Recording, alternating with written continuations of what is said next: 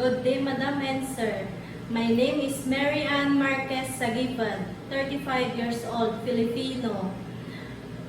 My religion is Roman Catholic separated. I have 2 kids. I have 2 brothers and 1 sister. I'm eldest in the family. I am high school graduate. I work in Saudi Arabia and Philippines as domestic helper. My duties and responsibilities: cleaning the house, ironing, washing, and taking care of baby. I am willing to learn how to cook Chinese food, and I'm willing to learn how to speak Cantonese language. I love taking care of children, give them food on time, take a bath, read a storybook before going to sleep. I love them as my own child and family.